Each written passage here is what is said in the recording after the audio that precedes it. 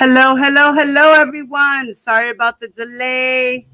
What's going on in the chat? Say hello. Do you hear me loud and clear? Put a one in the chat if you hear me and we sound good. Hello, everyone. Glad to be back.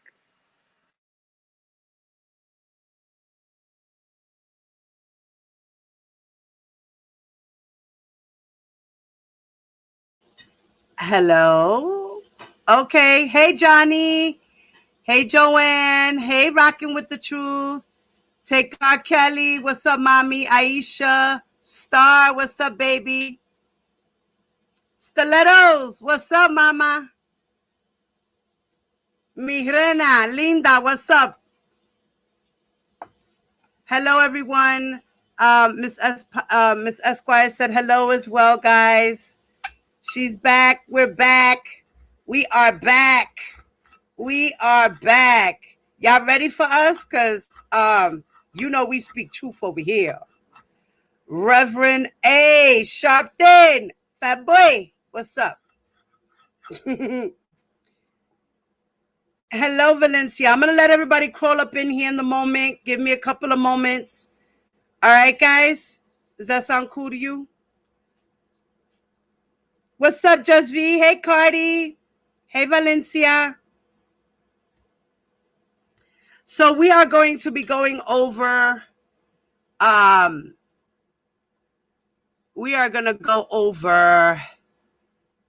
the motion that was put in by Mr. Kanik. We are going to go over the motion that was put in by Mr. Farinella. And we will be talking about the government's response to those motions. And as well as go over the gist of the jury charges. All right. I'm going to ask Miss Esquire certain questions about these things, and she can give us her honest answers according to the law and her honest opinions. And as a disclaimer, I am not a lawyer. I do not study law. I am just a blogger with an opinion. On the other hand, Miss Esquire is a lawyer. She's an entrepreneur, and she's also an educator. And everything here is just our opinions. None of it is factual except for the law part. Okay? That's my disclaimer for the moment, guys. Got it? All right. Sharice, Atmos, Black Girl Beauty, Tears, Karen A. What's up, mama? Flawless. See, did I miss anybody else? Johnny, what's up, baby? All right, all right, all right. My ladies are getting up in here. Hello, family. Bev, what's up, mommy? Indigo. Hello. I'll let you guys crawl in and keep saying hello to everybody. Hey, Angie. What's up, Angie? I am Queen Newton. What's up, baby girl? Nettie Boo Boo. What's up, mama? Miss Smooth V. What's up? Say hello, Miss Esquire. Hello, everyone. I'm glad to be back. Hi, Diva. Hi, everyone in the chat. Per usual, thank you for your politeness and your hospitality whenever I'm here. That's why I keep coming back. You guys are so polite and professional with it. And so is Diva. I was in her live, I think, a few days ago when she started reading the jury instructions, and I was telling her she's doing so well. And to add to her disclaimer, I wanted to mention sometimes when I'm here, I notice that, we have some back and forth on certain types of arguments. You guys have to remember that the law is a field of adversarial communication. That means there's always an argument that can be made. So if I give my opinion, yes, there's an argument that exists that is the opposite of my opinion. I'm never going to say there isn't, right? Everything is up for argument and interpretation under the law. Right. I agree. Thank you for that, Miss Esquire. So, guys, just remember, that's why like I said, I don't mind the R. Kelly supporters coming over here. I don't want to block anybody. I want all questions. It doesn't matter. There is no such thing as a wrong question or a dumb question. Questions are questions. We're here to learn. I'm not being biased towards anyone. I want to be as fair as possible to everyone. So if you have a question, it doesn't matter if you think it's dumb or not. Ask the question. People are going to be judgmental. Let them judge. You can ignore it and get your questions answered. You know, do the mature thing. You know, we don't have to fight and battle each other and hate each other because of our views or questions or opinions. Right? We're all adults here. Correct? Am I right? Give me a one, guys. Give me a one in the chat. I want to see a bunch of ones saying that we are mature adults over here and we can handle the truth. Right? Right? Put a one in the chat, guys. I want to see those ones go up. What's up, Big Oak Cove? At Miss! What's up, puppy? Big Oak Cove. What's up? What's up? All right. Okay. A child. Hello. Thank you, mama. Joanne, thank you. Aisha, thank you. Michelle, what's up, baby? Thank you, guys. I want to know that this is a mature audience, right? We're a mature audience, correct? Hey, Mertice. And please, moderators, if you can, throughout the chat, can you please put up my Cash App?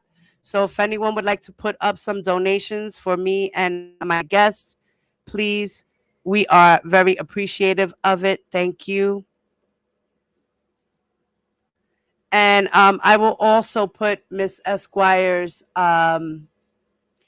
video that I would like to present to you guys in the moment. We can watch this in the moment and get a gist of her live that she did on July 5th, talking about Bill Cosby, Cal Massey, R. Kelly, and Drake Bell. Now, I'm going to play a little bit of it. You guys can go check out the rest of the video. I will put the link in the stream. Please share and subscribe to her channel. Give me a moment. Let me do that right now. Okay.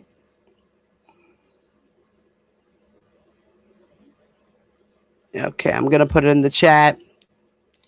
And I will also pin up, oh no, wait, where's my phone? My other phone is charging.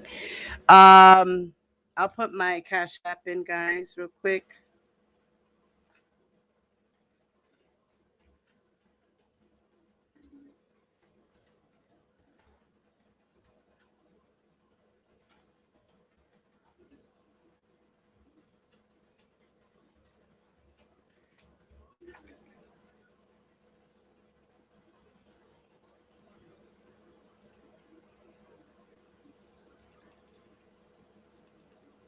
Okay. All right, guys. Hey, Robert. What's up, Robert? Hello, Miss April. Truth Strong. What's up, baby? I got my family in here and then some. Hello, hello, everyone. Once again, we are ready. Okay. Let me share my screen with you.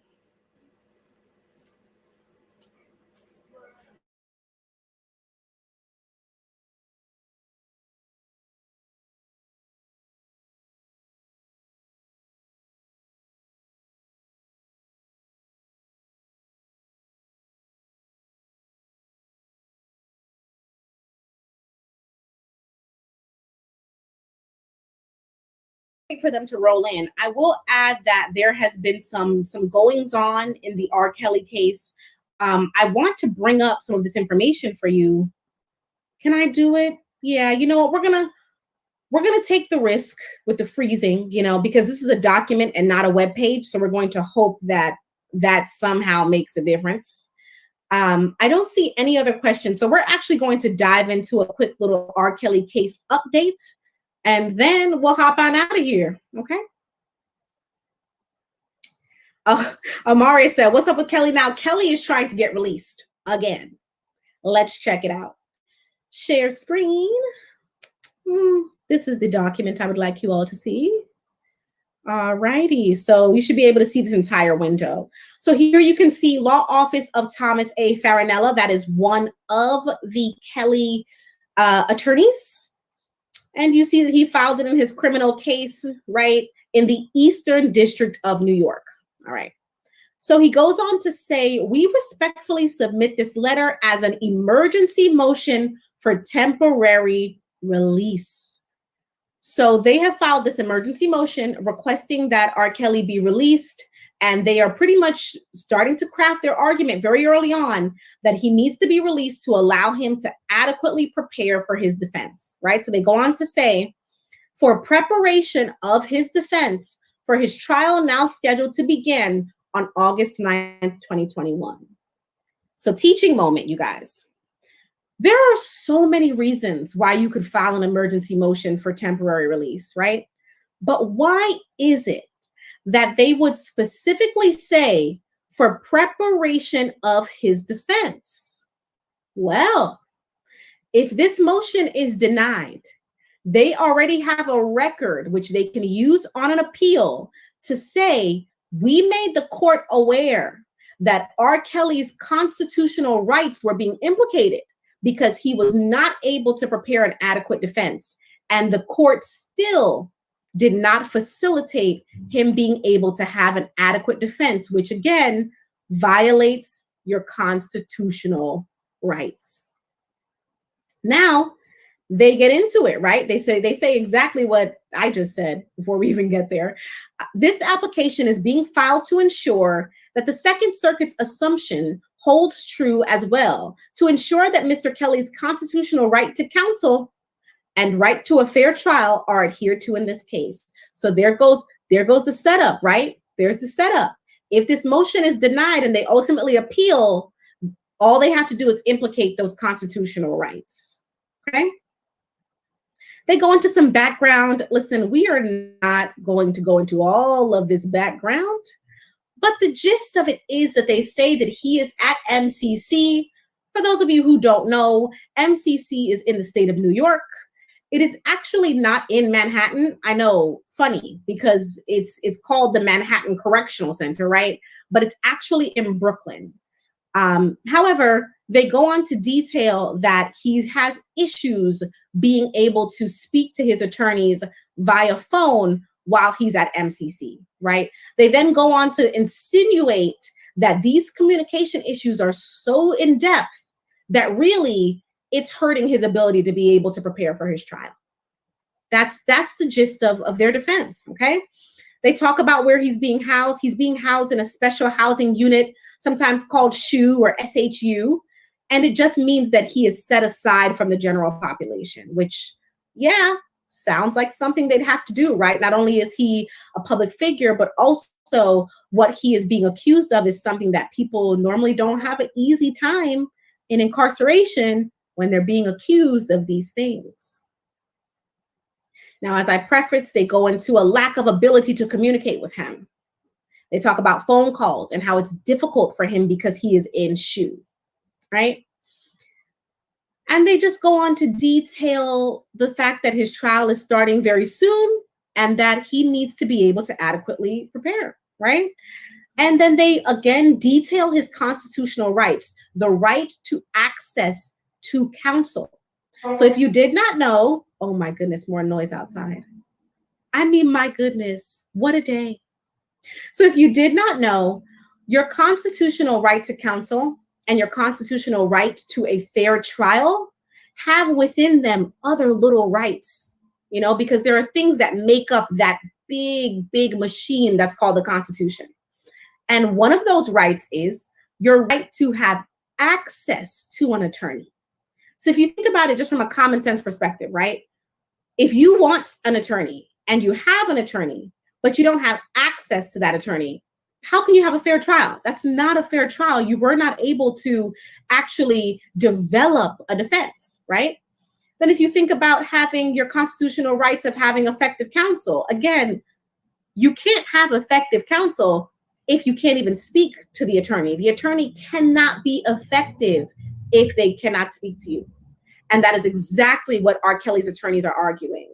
They go into some US case law, right? Here in particular, they say the court has held that the right to consult with legal counsel about being released on bond, about entering a plea, about negotiating and accepting a plea agreement, about trial, right? And other decisions confronting the detained suspect whose innocence is presumed is a right that is inextricably linked to to the legitimacy of our criminal justice system. And that's United States v. Chandler. So exactly what I was explaining. You have this umbrella and it is your constitutional rights. That's the umbrella. But under that umbrella, you have many, many very little rights that make up your big constitutional rights. And being able to actually speak to your attorney so you can plan what's going to happen at your trial, yeah, that's a big part of your rights, you guys. So we don't know whether or not he will actually be released based upon this emergency motion just yet, but it was filed, and they're arguing that in order for him to have proper constitutional rights, something has to change. They're saying that MCC is just not conducive to him being able to speak to his lawyers. Okay, and I can tell you, MDC, MCC, hey, listen, you guys, I'm human. Manhattan Detention Center, yes.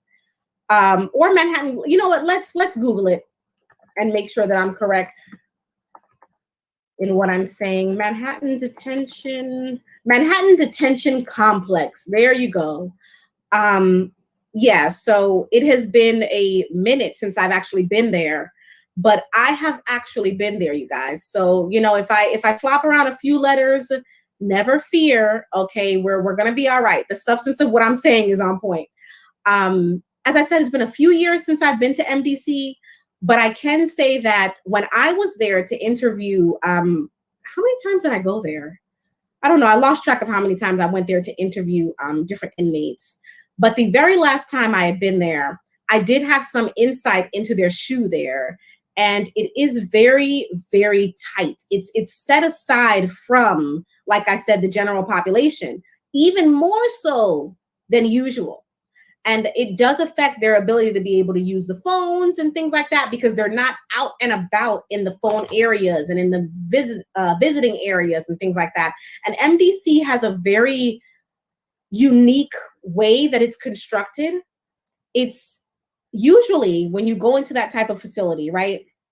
They have these areas where, you know, you can meet with people, you can have visitation, and they have separate areas where you have your phones and things like that. MDC it's a maze. I mean, usually when you go into a correction facility, there's a lot of open space. There's a lot of visibility. As I said, you can see, oh, over there is the phone area. Over there is visitation. You know, over here you have this dorm, that dorm, because that allows what? That allows for visibility. That allows for communication. That's not MDC. MDC is a maze. When you walk in there, you're like, it's wall over here, wall over there, wall there, room in the back of another wall back there. It's very confusing, and it's not constructed to even allow for proper communication, in my humble opinion, right? With inmates who are in the general population, much less an inmate who's in SHU. So will this motion be granted? We don't know. But I will say that they do have a valid statement there when they're saying that MDC is not, it's not really constructed to allow for really, really effective communication between, you know, a client and their counsel, you know, especially when you're talking about someone who is already being held in SHU. So they're already being held in, you know, in aside from the general population.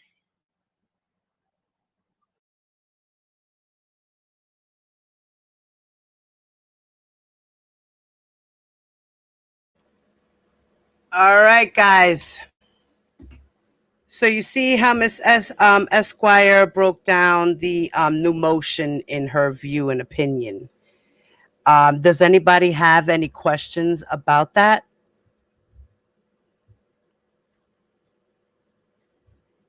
Um, I noticed that somebody was asking about what was his injustice, which is the his lawyer was explaining in the motion that his amendment, his Sixth Amendment right, would be violated. So she was giving you an opinion as to an example of what Mr. Mechanic was explaining. Um, and it's not that it's according to the document, he's saying that his rights might be violated. And she was explaining that yes, because of the fact that he doesn't have proper counsel according to what they're stating. So this isn't factual, it's just what they're stating. So now, once the government, as we know, the government did respond, and we know that the government denies, the government's asking the judge to deny his requests, to adjourn the trial, also to release him on bond, and what was the other thing? He requested for three things, correct? Miss Esquire, can you help me a little bit? Yes, so he requested a temporary release, but they also said in the alternative they would also like some sort of let me actually pull it up directly. They said in the alternative they would be okay with having the court create some sort of special accommodation for him that allowed him better communication with his attorneys. So they're kind of saying emergency release, or if you don't grant that, can you please create some sort of special circumstances for him that would allow us to communicate better? Okay, right. So that's like I'm going to where is okay, I believe this is it here. Okay. Right, this is, let me make sure this is the correct document. Okay. All right. So let's see which one it is exactly. Hold on a second, guys. I'm going to share my screen again. Uh,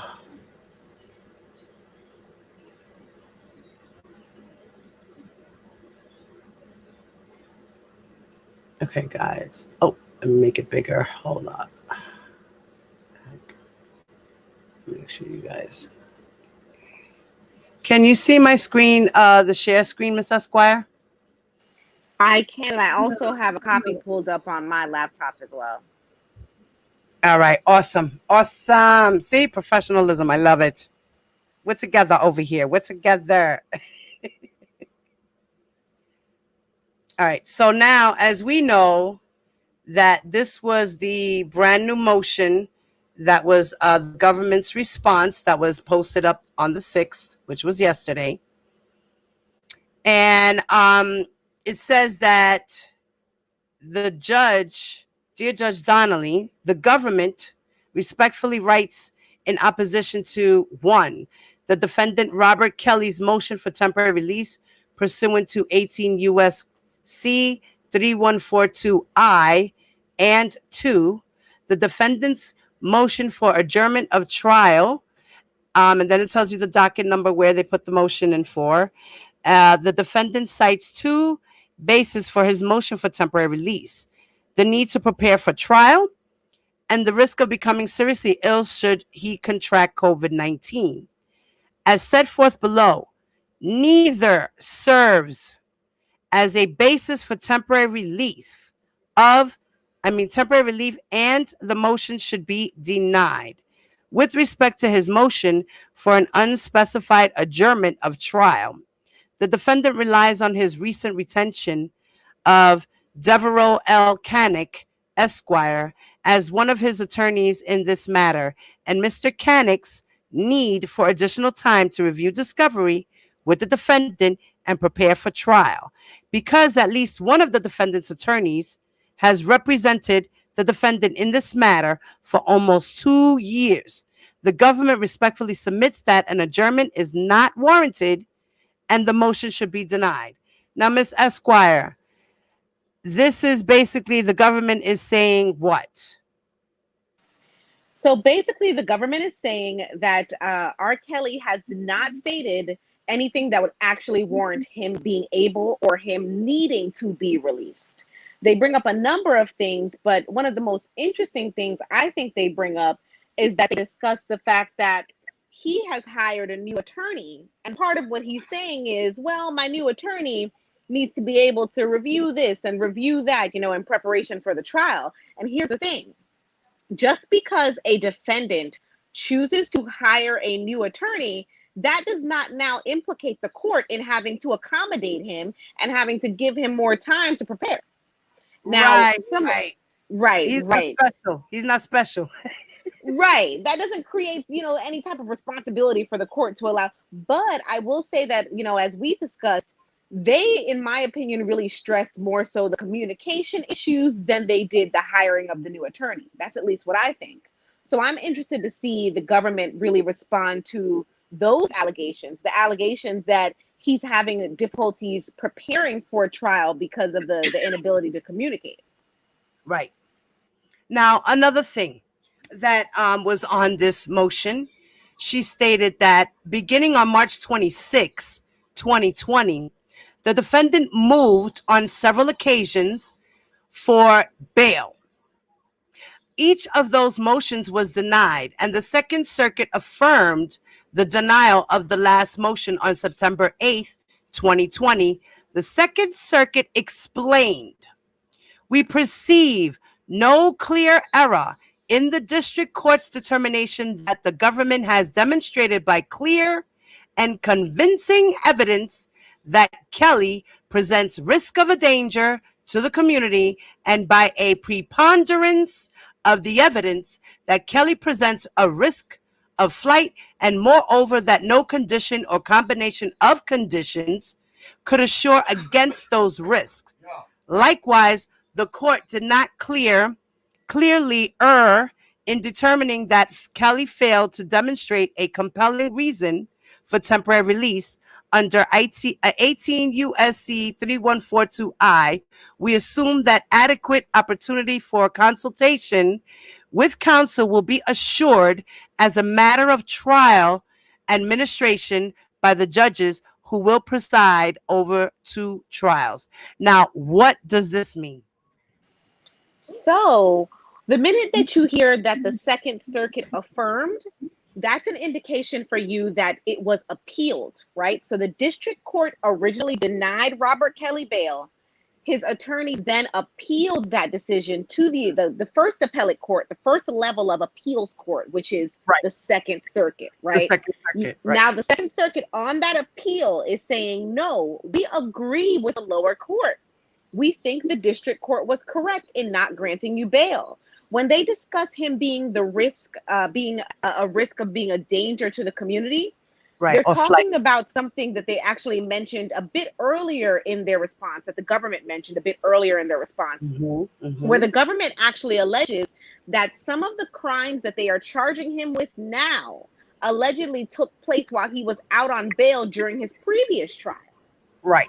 So when they talk about him potentially and allegedly being, a danger to the community, those are the types of instances that the government is talking about. So when you have someone who allegedly committed the same type of crime they're being charged with now, while they were out on bail before, that Right. is a major reason not to grant the person bail again.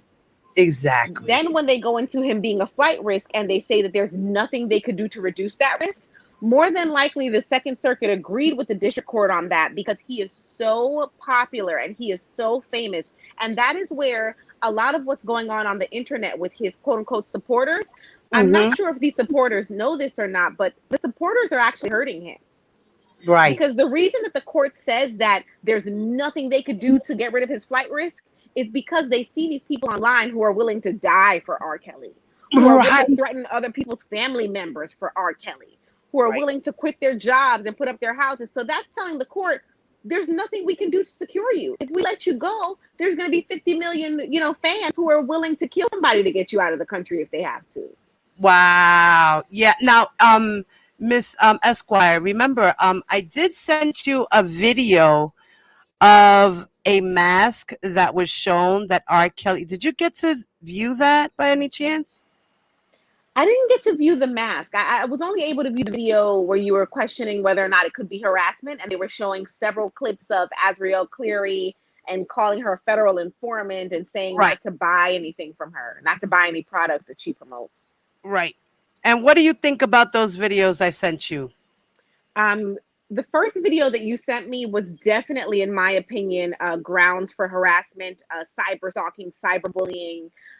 First of all, to say that you should not purchase something from someone because they are collaborating or cooperating with the government in a criminal prosecution is in itself a level of harassment, because you're Mm. pretty much saying that just because that person is being an upstanding citizen, now it somehow makes them someone that doesn't deserve to earn a livelihood. So Oh, once you start saying things like that, the person already has grounds to say you're harassing me. You're trying to take away my livelihood because I'm doing my civic duty by speaking to law enforcement. right. And then this person continuously shows, pictures and clips and videos of Azriel while she's showing each product, so Right. each stream of income that Azriel has, and saying, whenever you see these ads on her page, you should respond under her ad telling her that you're not purchasing from her because she is a federal informant.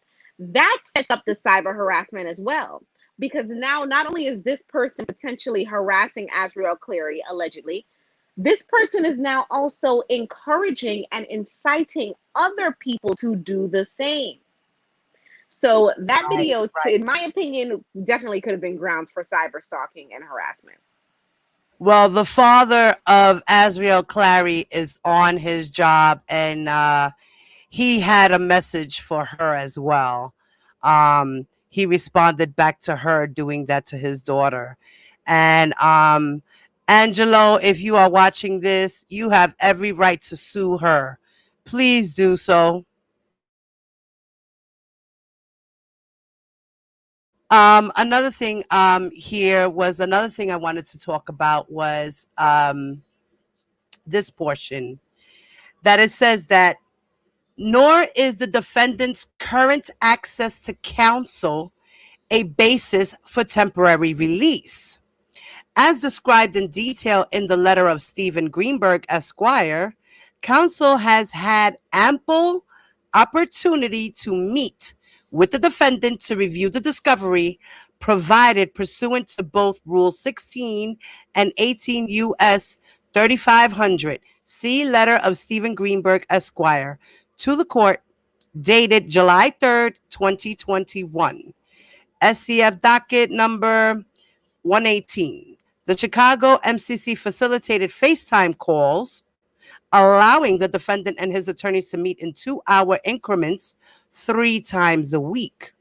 In addition, while housed at the Chicago MCC, the defendant regularly met in person with his attorneys to review discovery and prepare for trial. Moreover, as soon as the defendant is released from quarantine, which should occur on or about July 7th, so that would be today's date, so he should be released from quarantine, the defendant will have ample access to his counsel at the Brooklyn MDC. Importantly, legal counsel at the Brooklyn MDC has confirmed that the defendant will not be subject to a further quarantine upon returning from any court proceedings, and therefore, counsel will be permitted to visit him at the Brooklyn MDC. Second, legal counsel at the Brooklyn MDC has made clear that the defendant's attorneys will be permitted to visit him on a daily basis and will also be permitted to meet with him by video conference in light of the representations by legal counsel at the Brooklyn MDC and In the absence of any information to the contrary, the defendant's motion should be denied. Now, what is going on with that? What So they're what we're saying, hearing, yeah, no, go no, ahead. go ahead, Diva. What they're saying is that the government is like, you had plenty of time to do all these things, and also Greenberg also gave in the 3,500 material for R. Kelly to view. Correct? Right. And I think when they're discussing the letter that was written by Greenberg, and I could be wrong on this, but I feel that they are discussing, they're kind of hinting at when Greenberg was talking about, when the attorneys were having conflicts and they wanted to meet with R. Kelly and he was allegedly declining to meet with them. Remember that, Diva? Yeah. I Hmm. think that's also what they're hinting at. They're hinting at, now you want to complain about lack of access to counsel when counsel admitted that he had to quit because he was asking to meet with you and you were declining, allegedly. So I think Right. that may also be what they're hinting at because Greenberg kind of outed that. And we had a conversation about, when counsel said they're unable to do their job and they have to resign and things like that. Right. And it's crazy because in a lot of the motions, that's what they kept screaming and yelling. A lot of the motions for his bond was a lot of, I can't see my client. I can't see my client. He can't read. He's illiterate. The conditions are bad. The COVID. He can't read. He needs to go see his girlfriends. Like dumb motions. What? And none of them helped him to get out. And at this point, I feel like there's nothing more that they can do to prove that R. Kelly would not be a menace to society if he was out. You know, I think that they should keep him where he's at. According to some documents I was looking at as well, do you know that he had what they call a fugitive? What was it called again? A fugitive. Let me hold on. Let me go into my stuff here. Ba, ba, ba, ba.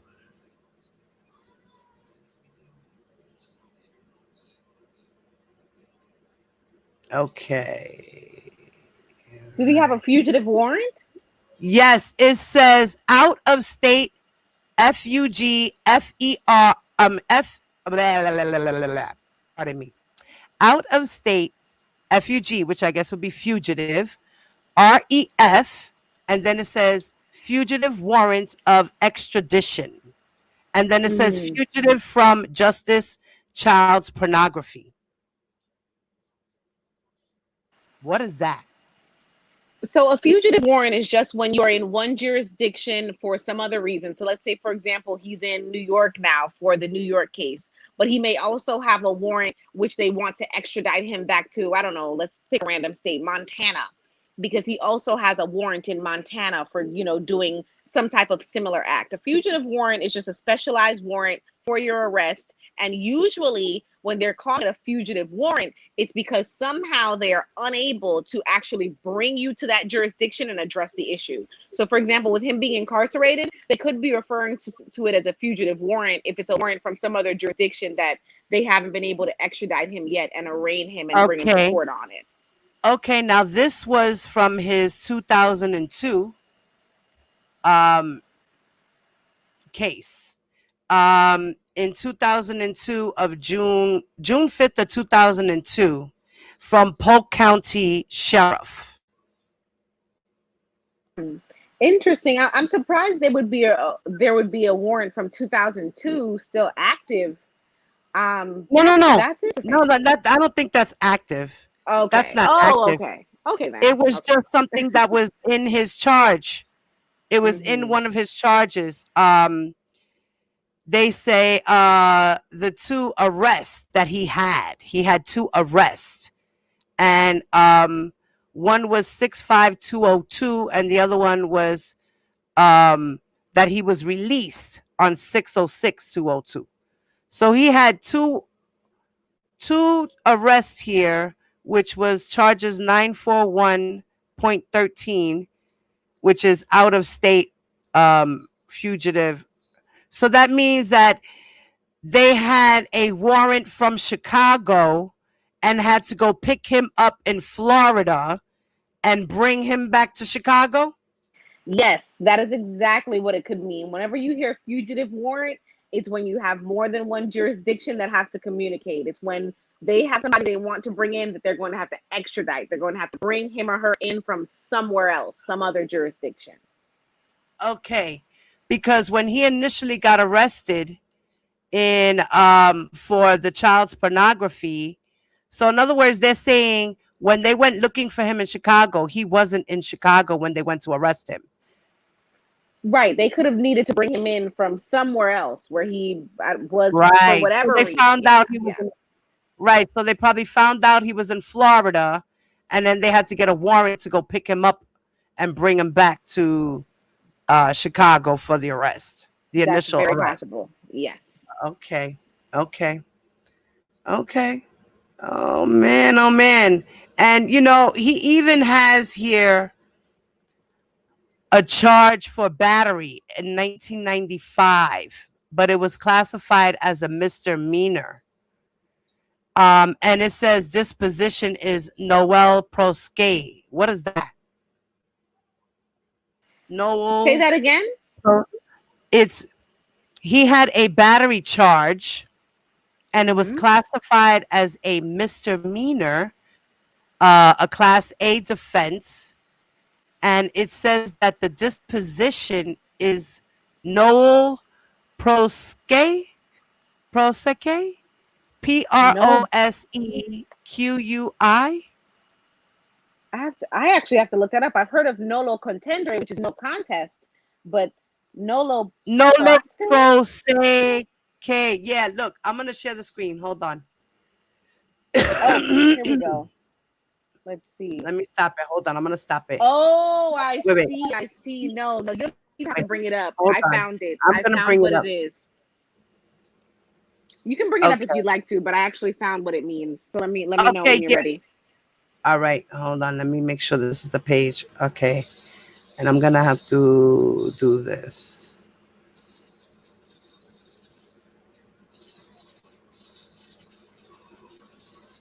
Hold on. Shoot. I lost it. Give me a second, guys. Sorry. Okay, wait. Is that listing?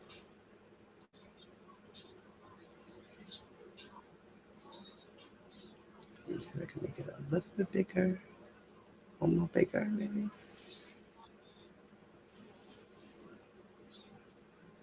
Oh, maybe I should do one smaller. Oh. Okay. I'm going to share screen. And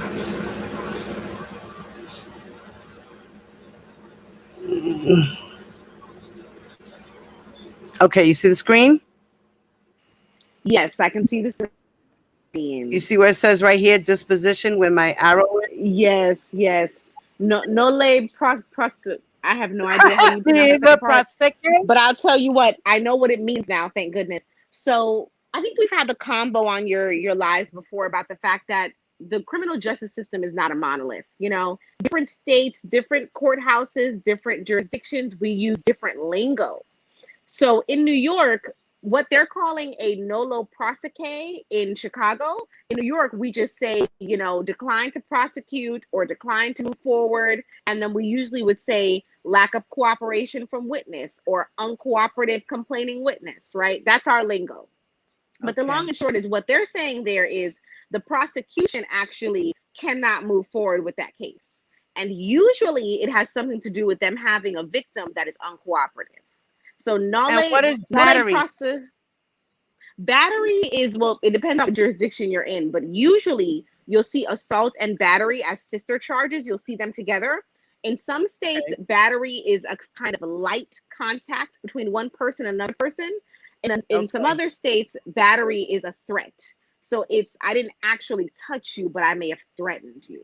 So it depends on what state you're in. Some states, battery means I touched you, but it wasn't extreme force. Some states, battery means I threatened to touch you in some sort of forceful physical way. Okay. And this happened in 1995, and his wife Andrea has the same exact charges. Mm. Interesting. Interesting. So yeah, nolle prosequi just means the prosecution decided not to go forward with the case for whatever reason. It probably, like I said, was because of an uncooperative witness. Maybe the wife didn't want to press charges and stuff like that. I That's could see very that. likely. Very I likely could in that see kind of that. case. I could see that. Okay, so let's go back to where we were. Let me bring back the paperwork and share the screen again. Oops. I made a boo boo. Hold on. Share screen.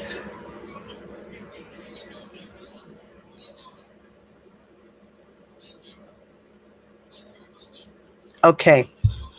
So now that we got that one out of the way, it also said that in the government's motion, in any event, the defendants, the defendant has not posited an individual who would take custody of him should he be granted release, and the government is not aware of anyone who could fulfill this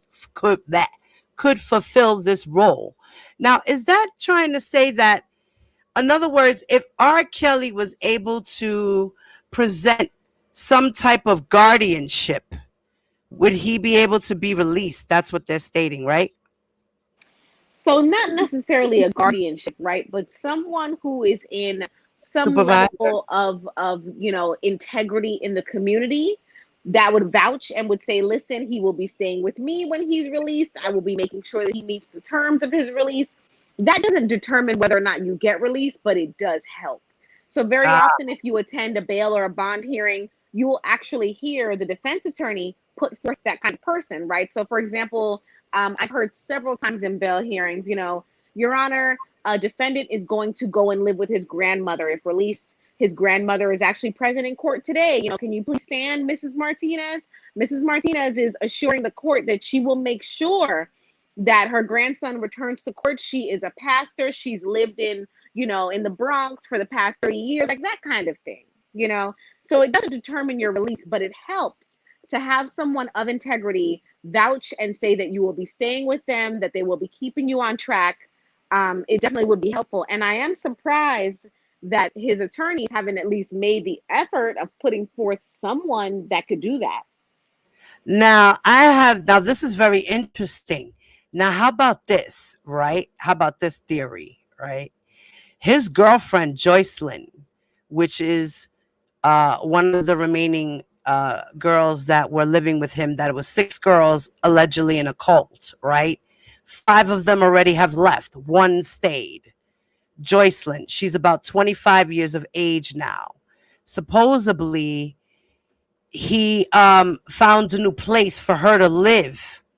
Now, would she be able to be this person to fulfill this role? So this is one of those answers that is there is a technical answer and a practical answer. So technically, they could put her forth as that person, right? They could. She's over the age of 18, doesn't have any type of sordid past that we know of, right?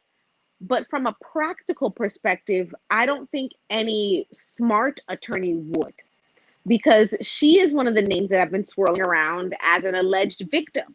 So it's not in your best interest for you to say, hey, this alleged victim will make sure that I come back to court to be prosecuted for these current victims. That sounds kind of crazy. Right, that's crazy, right? But it's also crazy on how Greenberg made a motion stating that R. Kelly needs to hurry up and go home to his girlfriends. What Yeah, about that that? is also a very strange statement to make. That, as I always say, in my humble opinion, I don't know if that was the best statement. I'm not sure why he tried to use that as an argument. Yeah, that one was probably not the best statement.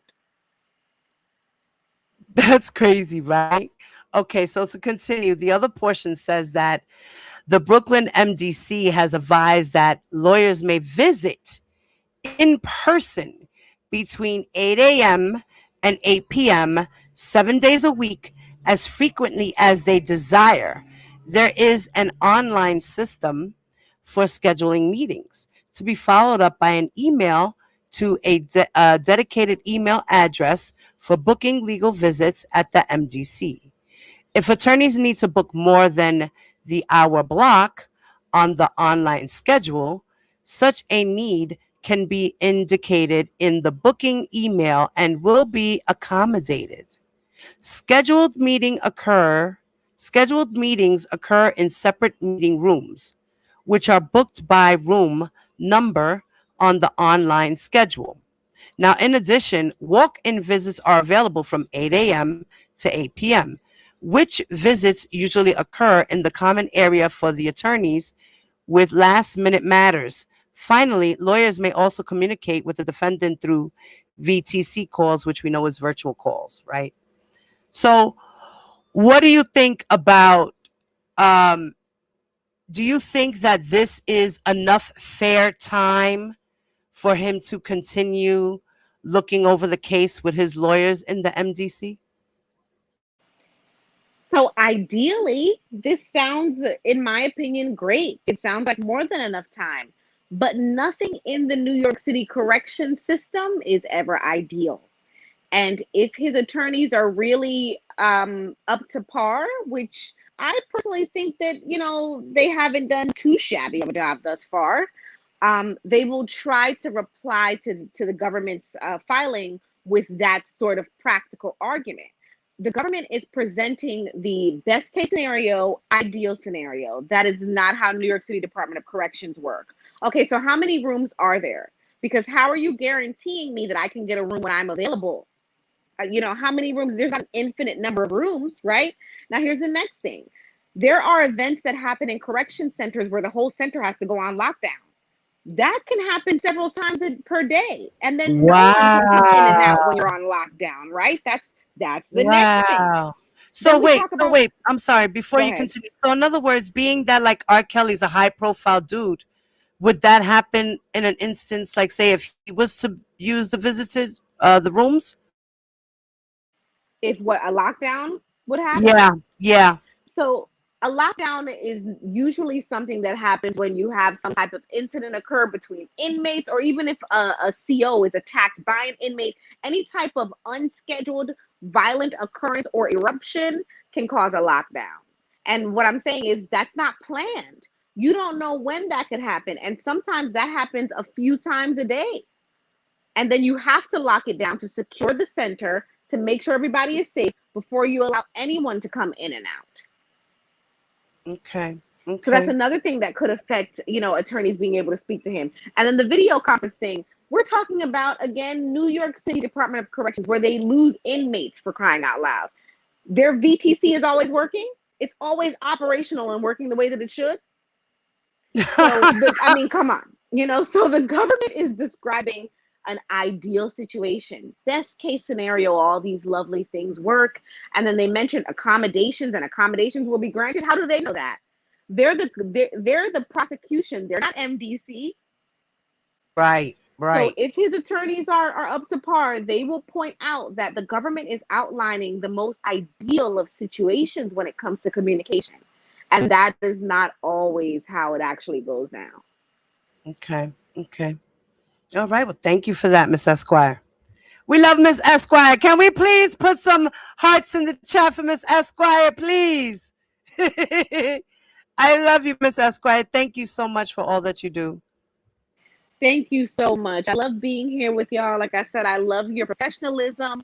I love that I can be impartial and share the law with you, and you're not expecting me to jump on one side or the other. It's important that we have a conversation that's infused with some logic and not just, people on one side or the other. Yes, yes, yes. That's what I want. I want logical thinking over here. We are free thinkers, logical thinkers. No one here is we're divided in this sector, but on this channel, I want everyone to understand the law and the gist and the specifics of the case. this is what we really need to understand, because a lot of these bloggers, we're not mentioning any names, but we all know who they are very misleading and don't understand the gist of the law. And they just go around saying whatever they want to say, whatever they conclusion they jump to. And a lot of the problem is that some of these bloggers are actually intervening themselves into these cases, to where it got to a point to where uh, Mr. Kelly now has a anonymous partial sequestered jury, and that's not good. I mean, that's messed up. It wouldn't be that way if there weren't these bloggers who inserted themselves in the case, and they made it worse, as well as some of these supporters who attack these so-called accusers of Mr. Kelly's in the case, you know, and a lot of these bloggers are attacking these accusers, and nothing is really being done. So this is why the judge made it to where he has this anonymous sequestered jury. Um, I've showed Miss Esquire some videos and stuff like that, so she can kind of get a gist of what's going on in the R. Kelly sector.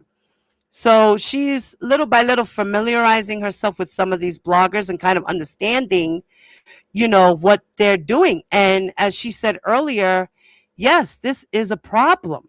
You guys have to understand, this is a real problem. You R. Kelly groupies, because I'm not even going to say supporters. The supporters don't do that. It's these groupie fanatics that are out there doing that. These flying monkeys, these enablers of this man who is accused of these things. They are willing to do anything. They are hardcore die fans. Like you said, they're willing to do anything. And that is not good. And that is why in the motions they said about his social networks, all these blogger channels are his social networks, because they are all in what do you say, they stand for him, you know, and they're willing to do anything for him. They want to raise money, they want to fly banners, they want to pay for his defense. So yeah, like the judge said, who knows if they're willing to even fly him out of the country. Am I right or am I wrong, Miss Esquire?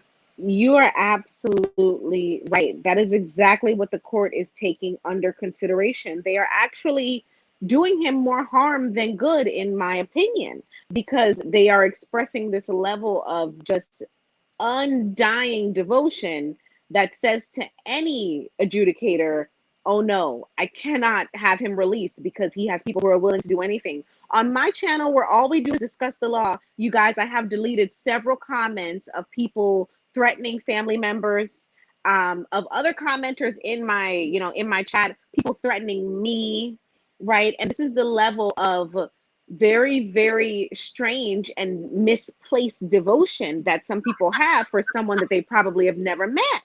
And they're not helping, because there's no judge who will trust to release a person that has people like that online. That Fans like that online, I Yes, should say. yes, yes. And it's scary. It's crazy, right? I'm so sorry. This is why I Very, warned very. you. I warned you, Miss Esquire. I warned You you. did warn me, but listen, I'm never scared. I was built for this. I'm a Ow. Black woman and I'm an attorney. So no one is going to run me off of the internet. But as I said, they're being counterproductive. They want him released, and their behavior is just more reason that he won't be released. Exactly. Thank you for that. Thank you. Thank you. Thank you. We needed an understanding of that, you know, because a lot of people think that that's a game and this is a joke. And no, this is not a joke and this is not a game. This is, people's lives are in jeopardy. People's lives are on the line, including the man you love. Like, let's show him that we really love him. You see, the people on Oak Cove, Team Truth, the side of the victims, right? We're not out here doing banners and protests and rallies and party buses and all these things to prove that we believe the women or to stand up for the women and and prove that they're right and that their stories are true and we want the world to believe them.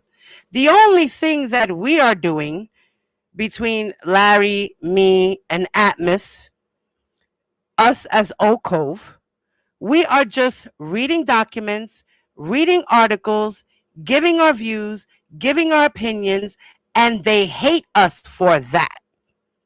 Literally. Larry might have done extra because Larry was more behind the scenes and he has actually reached out to a lot of these people that are involved in R. Kelly's camp. So, yeah, Larry had every right to do as he did because he had the resources to do what he did. But as far as me and Atmos right now in this time, we are just doing reading public information and giving our personal views, and we have lawyers on our side as such as Angie, we have Miss Esquire, and we together can learn this case, and hopefully we can teach the supporters and the fans what's really going on. We're not trying to lie to them. We're not trying to deceive them.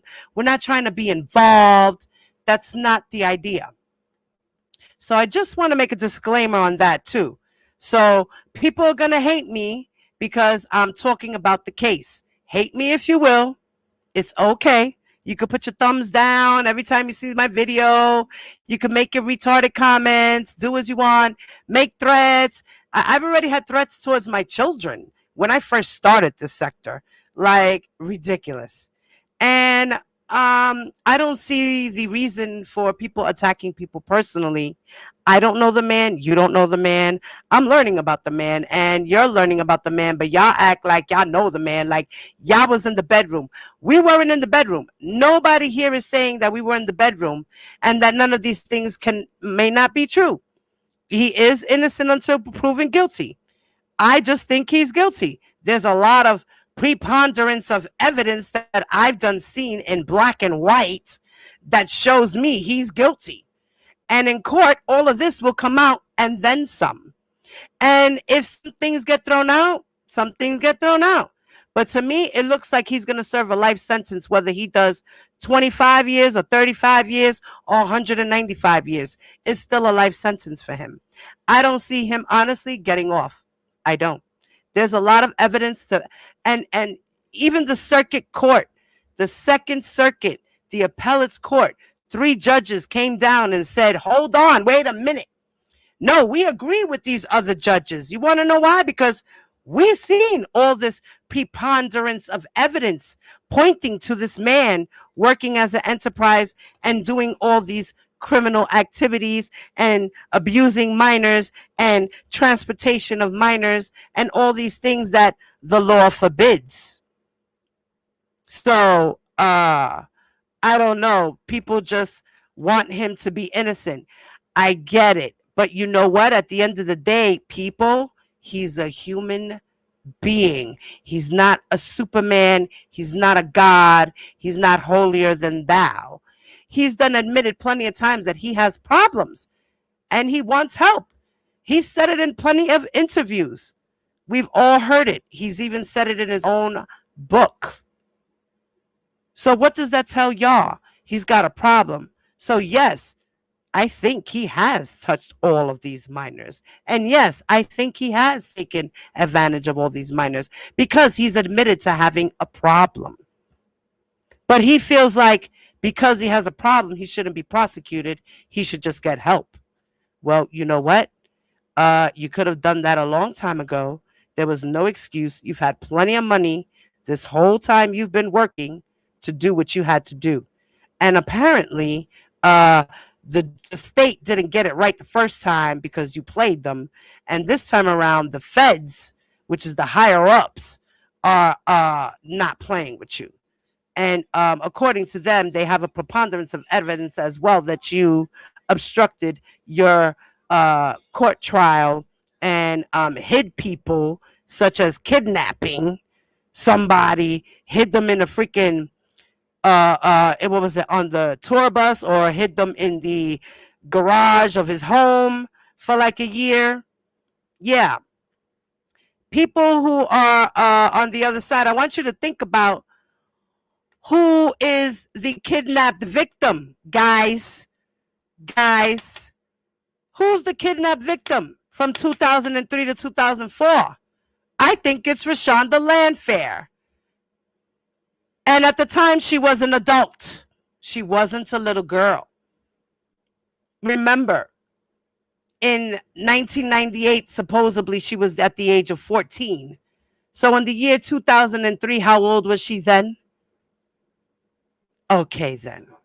So let's think about that. And Miss James Earl Jones, victim number 5, you twit, is Azriel Clary. The government did not make a mistake, honey. They don't make mistakes like that. They remember which victim is which victim. And Jane Doe number 5 is Azriel Clary. Jane Doe number 6 is Faith Rogers. Get it right. Honey, when you report, please stop reporting. Because you know what? You are misleading your people. And you doing all this praying and hoorahing and, oh my God, this guy from Africa, and he's going to be praying for R. Kelly. These people are doing voodoo, okay? They're doing voodoo, all right? They're praying, they're doing rain dances and all these kinds of things. It's not going to work. Do you know that the Lord rains down brimstone and fire on pedophiles? Let me let you know, mamita, I'm about to do a segment for you, baby girl. Okay? And it's going to be, what does God think about pedophilia? And I'm going to come out with all these verses and things just for you, honey. So you can see that all your praying is not going to work. Because at the end of the day, if this man is guilty, which I feel he is guilty, brimstone and fire will be burning on his ass for the rest of his days, girl. Go read the Bible for real. Girl.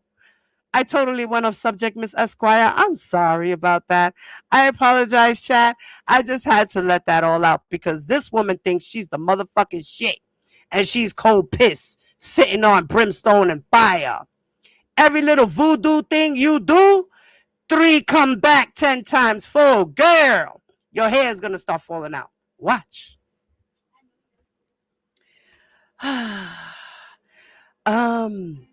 Miss Esquire, I'm sorry. Oh no, you're fine. I'm thoroughly engaged and entertained.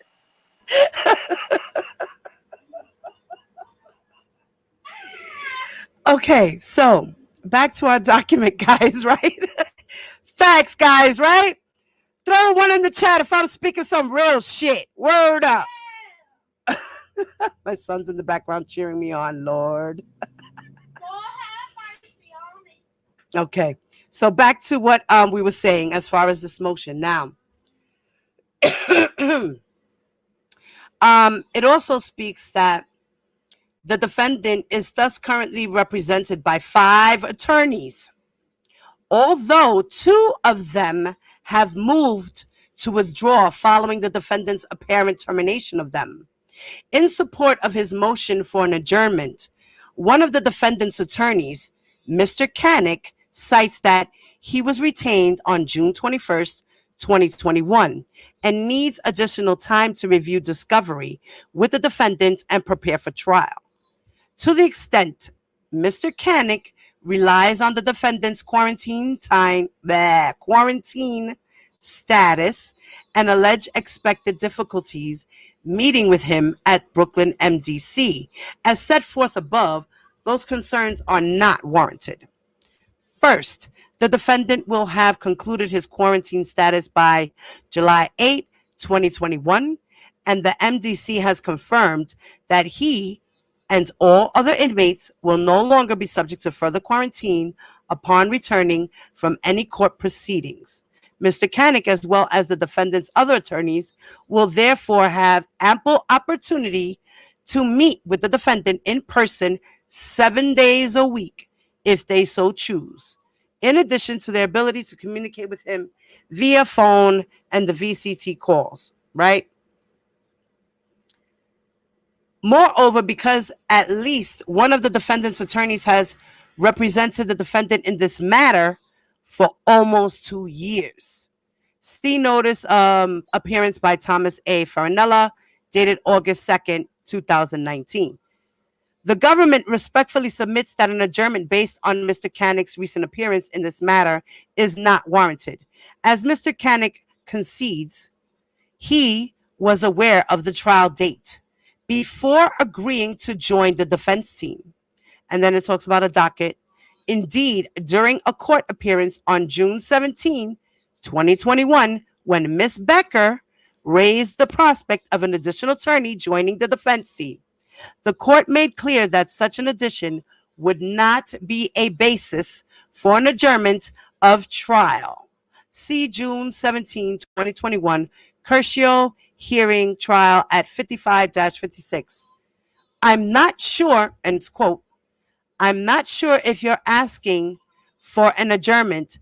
I don't think you are, but I set this trial date some time ago, and I know Mr. Kelly wants a speedy trial. I believe I tried to set a trial date in January, so I'm not moving the trial date. And if there is another lawyer who wants to join in the defense, that's entirely up to you and Mr. Kelly. So we know that that was Ms. Donnelly who said that in the document before. Now, in these circumstances, an adjournment is particularly inappropriate, whereas here, the charges against the defendant involve identified victims who also have an interest in prompt resolution of the charges against the defendant. And then it says a code, and which is crime victims have the right to proceedings free from unreasonable from unreasonable delay. So, and they are there saying that the judge, no matter what she said before, she's not going to postpone this trial. No matter what, even if you add more attorneys, this trial is still going on. Am I correct, Miss Esquire? There, for some reason, I got kicked out of StreamYard. Very weird. But I'm yes, sorry so about that. yes, it's okay. So from what I heard and what I've seen in this motion, they're pretty much referring to the fact that they already knew once, Greenberg and whoever else had stepped aside, they knew that it was likely that R. Kelly would hire another attorney. And the judge has already stated that that will not be a reason for her granting another adjournment. As I've said, you the court does not have to give someone an adjournment because they choose to hire a new attorney, even when they don't have this team of attorneys.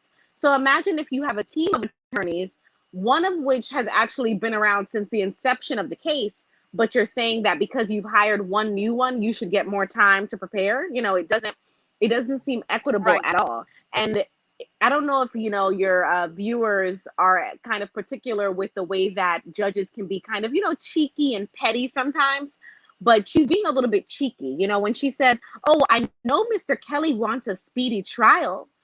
She's being a little kind of tongue in cheek there because she's saying that he has a right to have a speedy trial, and I don't see why I should delay that right. That kind of little passive aggression there.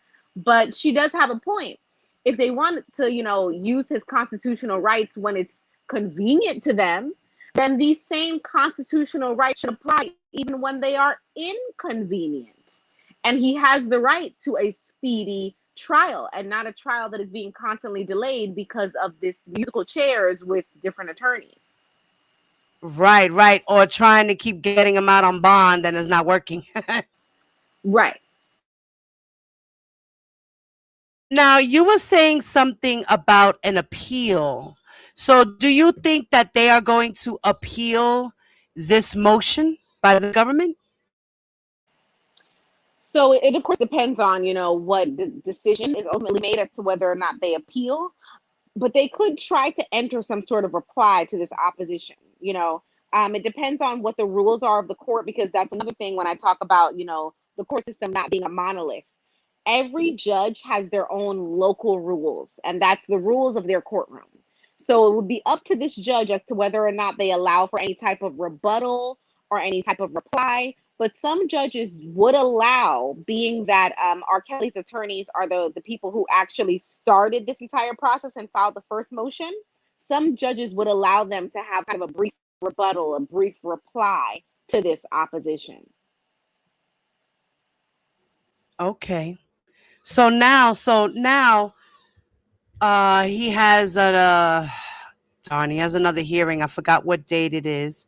It's supposed to be, I believe, tomorrow, um a status hearing. So do you think that in this hearing they will bring up the government, I mean not the government, Judge Donnelly will give her judgment on the two motions? It is possible, but let me see what date. July 6th. Okay, so it's possible, but not likely. Usually a judge would take a little bit more time, to kind of show that they have really appreciated the weight of each motion and they've weighed everything in their mind and they've looked at the law, that kind of thing, right?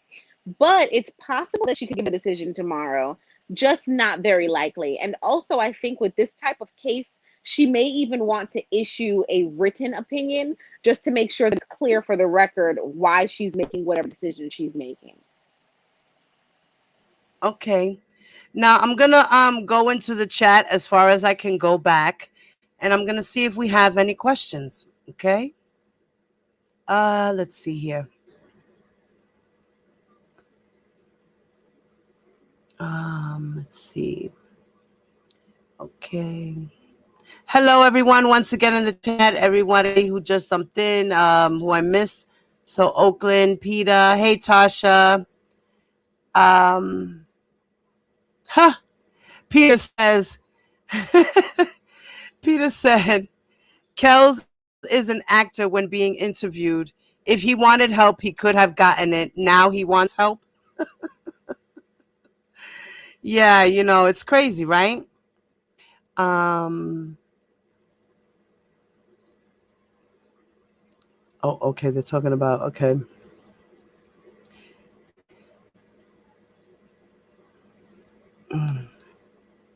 Um, okay, let's see. I'm just looking in the chat, guys. Give me a moment. I'm sorry. Um, okay. Yes, please, guys, don't forget to hit that like button, please. And if you would like to do so, please cash app me, um, Diva Divine Light. You can also PayPal me, Diva Divine Light, as well. Um, Cash me and the guest of honor here, Our Lady. Okay. Oh, look. Okay. We have a question here. Why is Greenberg still putting in motions, Miss Esquire, if he is supposed to be been fired, I guess, by R. Kelly? Is it official yet, or do they still have to wait to the Caruccio hearing? Well, did we see that? Did we see Greenberg put in a motion, or did we see a letter previously submitted by Greenberg being referenced? So what does that mean, lady? Right. So we need clarification on that question, because I didn't see Greenberg submitting a motion. I saw a motion that referenced something Greenberg has said in the past. Right. That he had put in a letter. Right. And they can do that. They can refer to things that he has argued in the past when he was retained counsel. That's fair game. So even though they haven't done the judgment as far as keeping Mr. Greenberg and Mr. Leonard, he's still entitled to work on the case, correct? Repeat that question, Diva. Being that Mr. Greenberg and Mr. Leonard are the counsels that want to withdraw, right? And they R. Kelly wants them to be fired, but being that the judge still hasn't said whether the attorneys can stay on the case or go from the case, how does that work? So, from what we heard in the press, they initially said they were going to withdraw, but then there was some big kerfuffle, and it was stated that R. Kelly actually fired them. So, if in fact R. Kelly had a conversation or sent some communication to Greenberg and this other attorney which says you're fired, they have no obligation to continue working on the case at all. If in fact he quote unquote fired them. But if they are seeking to be withdrawn from the matter, then yes, they do have to maintain some level of activity until the court actually allows them to withdraw.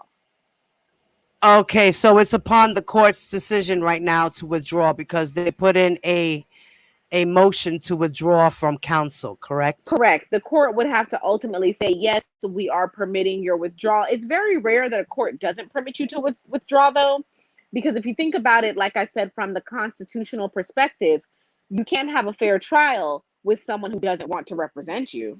So it's very rare that a court will deny that kind of request. And it may even be something that they don't issue any type of written response. It may just be verbal communication of, yes, we're permitting you to withdraw. But again, it depends on withdrawal versus termination because there's a whole shebang in the press with other attorneys on that same team alleging that R. Kelly actually fired them. And if in fact he fired them, it's better for them because they have no obligation to continue even pretending that he exists. Okay, so another word, so being that the judgment hasn't come down yet, they are still allowed to be active attorneys, correct? They are still allowed to be attorneys until on the matter until the court actually says, yes, you have been withdrawn. Okay, so there goes your answer, Charlotte, mommy. That's what it is. It's because they put in a request to withdraw, so technically R. Kelly did not fire them. Um, According to Greenberg and his letter, probably we don't know what's in the letter, but probably whatever his response is about the situation. And so technically, yes, they are still allowed to be involved in the case until the judge says, yes, they can stay, or no, they gotta go.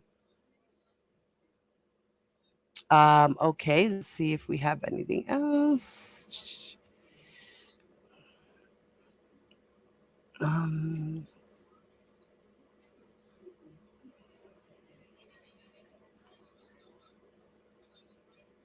uh, he's still, yes, he's still part of the team, Star. Hey, Carol, what's up, Mama? Um, yeah, so Star, he's still part of the team.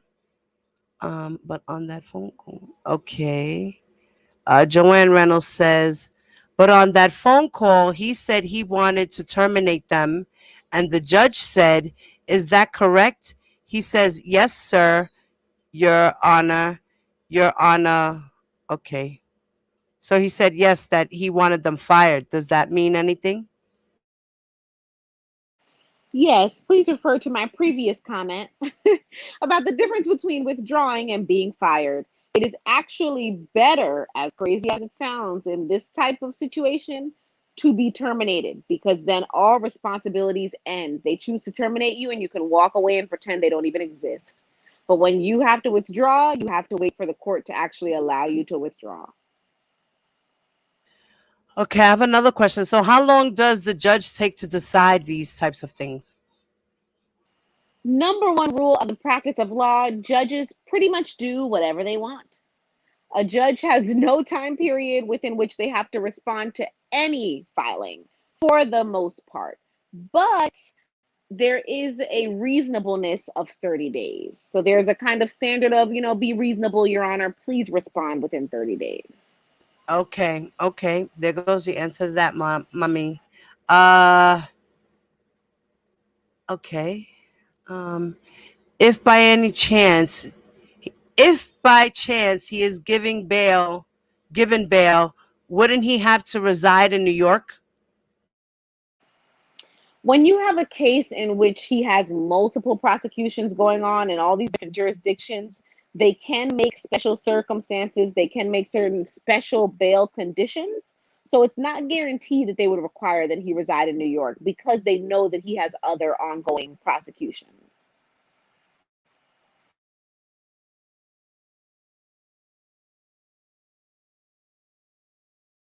Oh, no, this case will not be on TV, Fat Boy. The only case that they will be showing on TV is the state case for sure. I know that. Another question. Are they upsetting the judge with these stalling tactics? You never know. I do think that, again, as I always say, in my humble opinion, that some of her communications with them are a bit cheeky, which could indicate that she's a little tiffed. And I think, especially when she talks about, I wouldn't want to violate his rights to speedy trial, that does kind of give you some insight that perhaps she is a bit annoyed with all of the quote unquote stalling. But at the end of the day, when you're talking about criminal prosecution, a defendant, it's their job to stall. It's their job to file as many motions as they can. That is literally a part of the whole rigmarole when you're a criminal defendant. Thank you for that. And Star, that's correct. Um, Even if New York decided to give him bail, Chicago has to give him bail as well. Because if not, then he'll just go right back into the Chicago detention center until trial. Am I correct about that, Miss Esquire? Yes.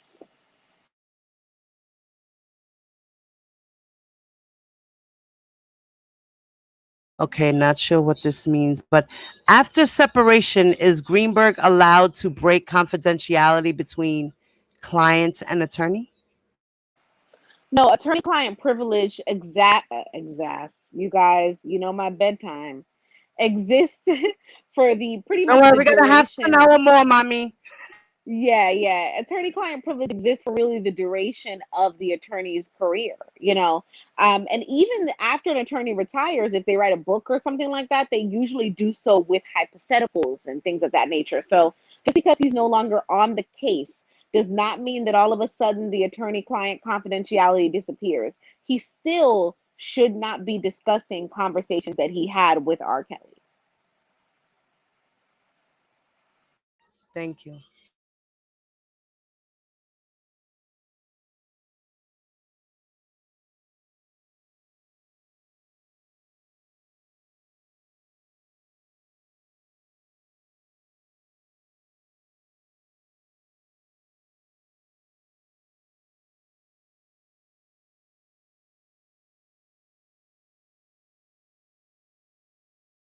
Yeah, they were, Michelle.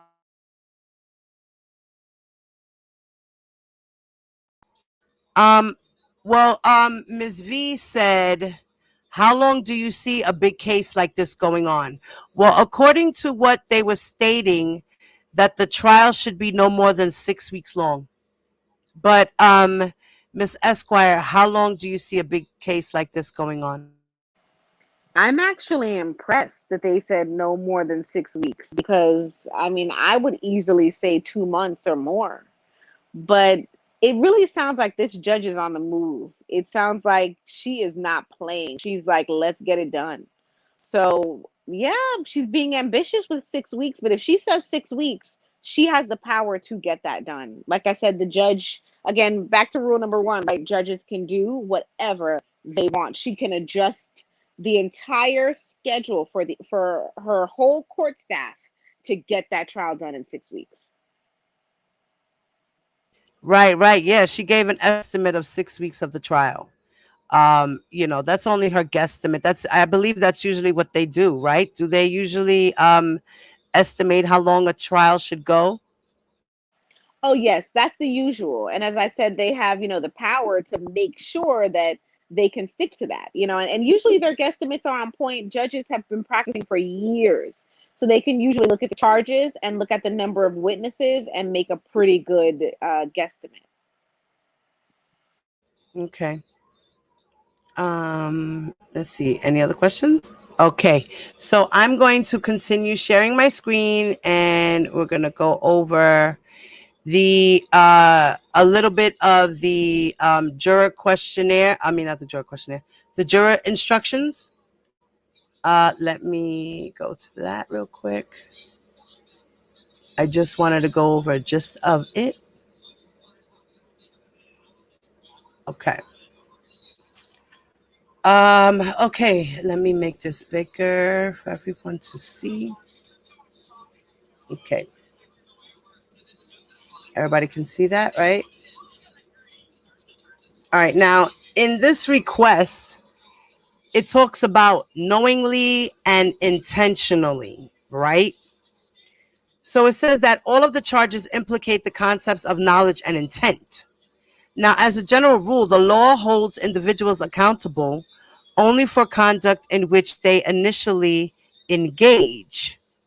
Thus, before you can find the defendant guilty of the crimes charged, you must be satisfied he was acting knowingly or intentionally. Now, a person acts knowingly if he acts voluntarily, intentionally, not because of ignorance, mistake, or accident. A person acts intentionally if he acts with the specific intent to do something the law forbids. The person need not be aware of the specific law or rule that his conduct may be violating, but he must act with specific intent to do whatever it is the law forbids. These issues of knowledge and intent require you to make a determination about the defendant's state of mind, something that rarely can be proved directly. A wise and careful consideration of all the circumstances before you, however, may permit you to make a determination as to the defendant's state of mind. Indeed, in your everyday affairs, you are frequently called upon to determine a person's state of mind from his words and actions in given circumstances. So, what does that mean exactly in the easier term of knowingly and intentionally, Miss Esquire? So they're just explaining to them that he has to have some level of intention with his actions. So I can't really imagine a scenario in which someone could, participate in this kind of conduct unknowingly. But here's the best I can think of. Um, hmm, if someone were, goodness, how could you even, okay, so if someone were perhaps unconscious and a minor were to have some sort of contact with that person while they were unconscious, right? That lacks a level of knowledge and intent because the person Okay. does not know who they're interacting with, and they don't intend on meeting, they don't want to, they don't mean to interact with someone. So what they're really saying is he has to know what he was doing, meaning he has to know that he was trying to have intimate contact with these women, and then he has to have intended to have that intimate contact. That's pretty much it. Okay. Okay. Let me go to the next part.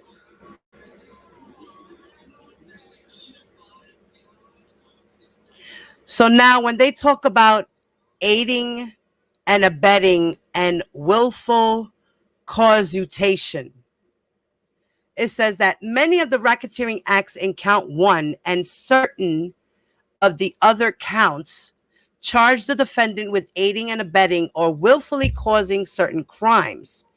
It is not necessary to find that the defendant personally committed those crimes as long as the government proves that he aided and abetted or willfully caused another person to do so. This is because under the law, a person who aids or abets or willfully causes another to commit an offense is just as guilty of that offense as if he committed it himself. Now, what does that mean?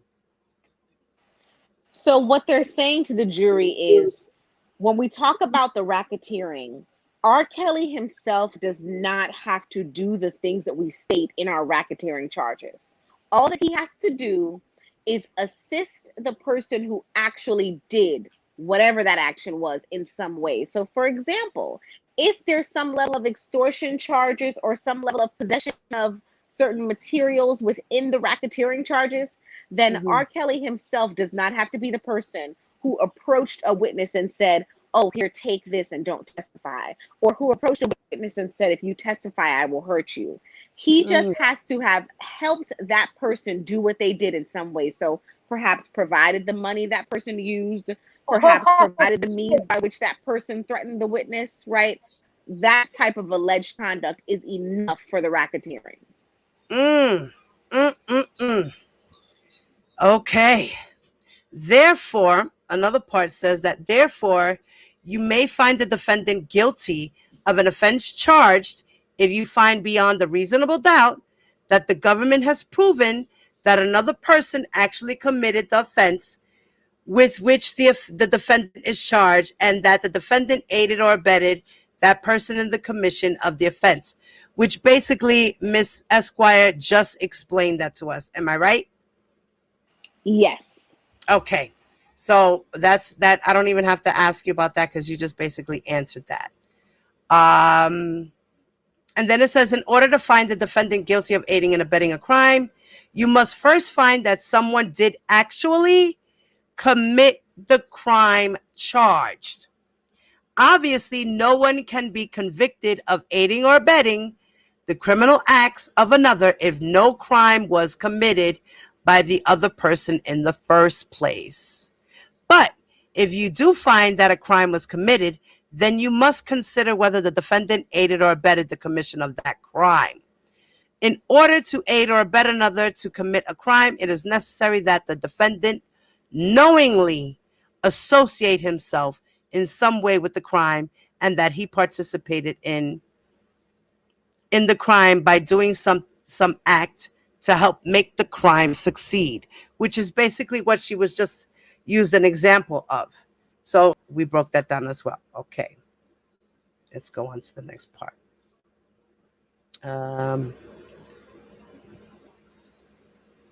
Now, in this part, it says that all available evidence need not be produced.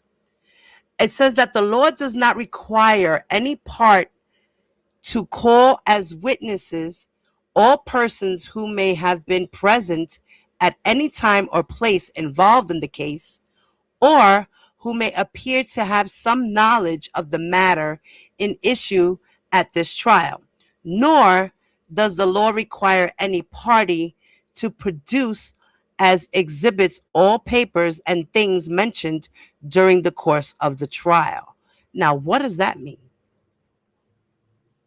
So here the judge is telling the jury, just because there are certain witnesses that were not present, that does not mean that that can be used against the prosecution. So, for example, let's say that they hear testimony during the trial that there was a trip to New York, and a bunch of girls were allegedly brought to New York, and it was Jocelyn Savage, Azriel Cleary, and I'm going to make up some names, and Okay. oh my goodness, Keisha Dominique. Smith and Dominique Jones, right? Right. Now, let's say the prosecution puts on the stand Dominique Jones and Keisha Smith, but they do not put on the stand Azriel Clary and Jocelyn Savage.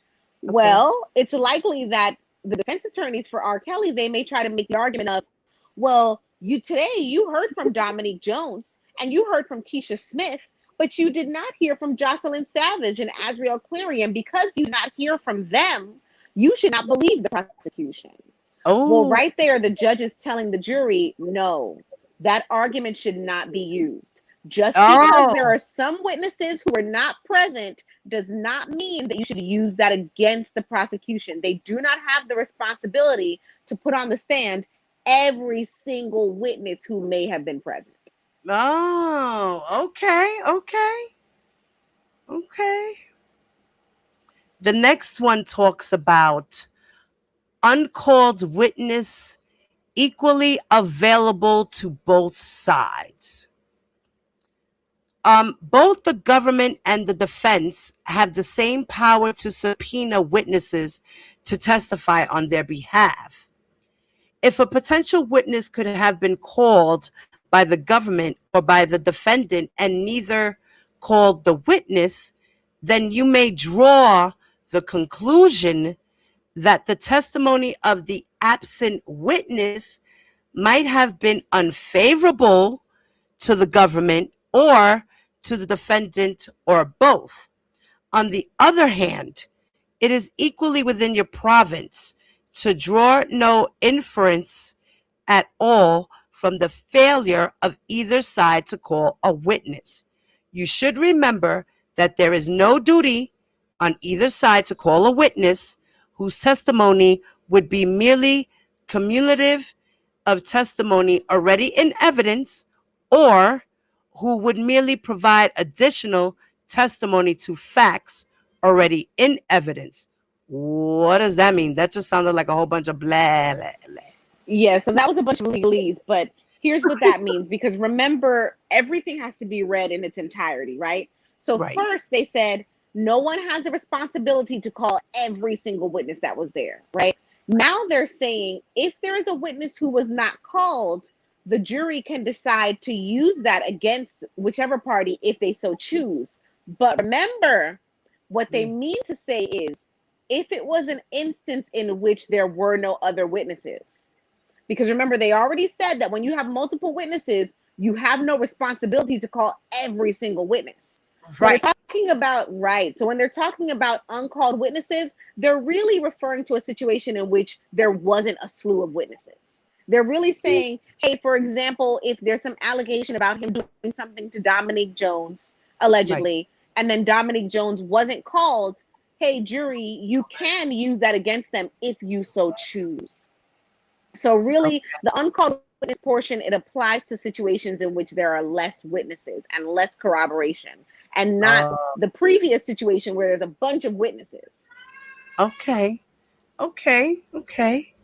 So the next one talks about opinion of defendant's character. Give me 1 second.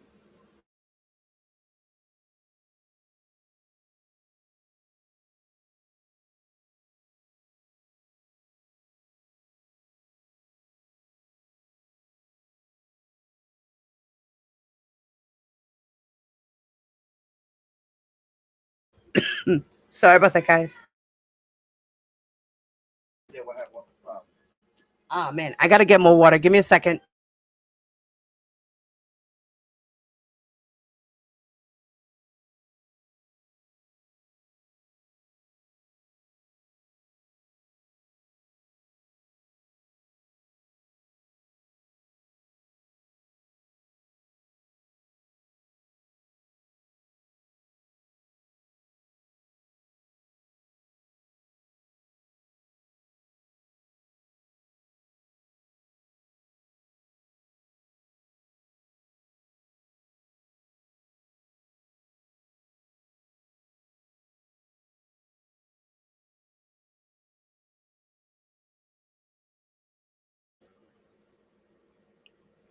Okay, sorry about that, guys. Okay, so now the next one talks about opinion of defendant's character, right? It says the defendant has called witnesses who have given their character. This testimony you as the witness's opinion as to whether the defendant is guilty or not guilty. That question is for you alone to determine. You should, however, consider this character evidence together with all the other facts and all the other evidence in the case in determining whether the defendant is guilty or not guilty of the charges.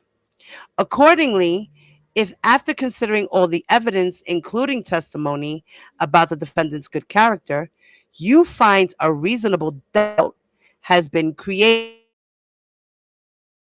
of the charges.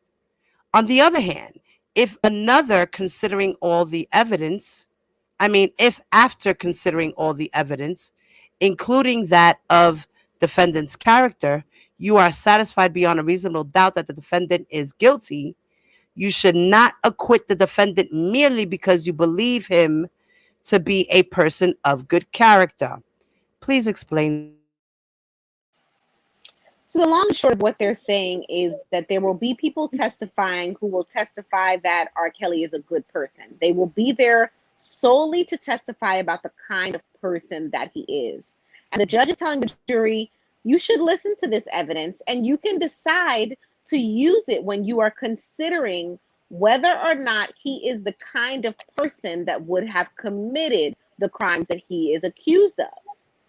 But if there is so much evidence that he committed these crimes, that in fact you are sure that he committed these crimes, then you should not use character evidence as the reason that you are deciding that he's not guilty. And you know, they have quite a few character reference letters and stuff like that. I believe one of these YouTube bloggers that's out here, she's screaming that she loves R. Kelly and all types of things. And she's the one who had just did that video of harassing Azriel, right? With the whole, you know, telling people not to buy her products and stuff like that.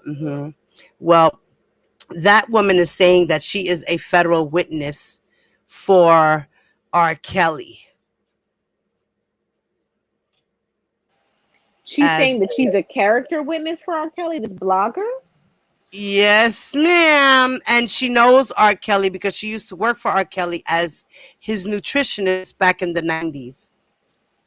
Well, if she's creating the videos that you're sending to me and his attorneys put her on the stand, good luck. Okay, isn't that crazy? That's wild, right? Yeah, Like, that's all I'm how going do to say you about that. If she's creating those videos and they actually put her on the stand, I mean, that's a cross-examination I would pay them to let me do. Because that's going to be a hell of a cross-examination. They're going to rip her up. You know, it's crazy because she was stating to Mr. Clary that being that he responded back to her antic, right? That he could get in trouble for messing with her as being his R. Kelly's federal witness for him. So let me She's get a this federal. straight. She has more rights as a federal character witness than Azriel Clary does as a federal informant and an actual eyewitness. Is that the argument? I don't know. It sounds crazy to me, but I think Yeah, so. if that's the argument, that is the most, it has to go on the list of the craziest things I've ever heard.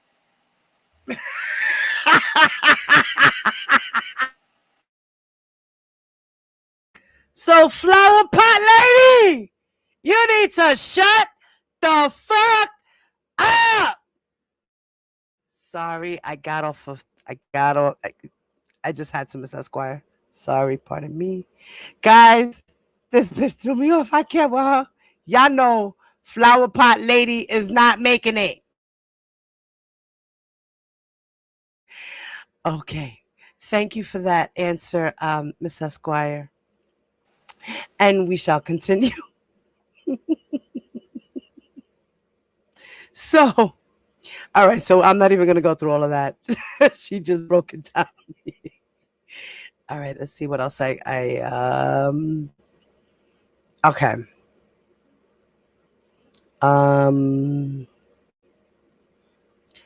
Well, you know what? We were supposed to continue reading.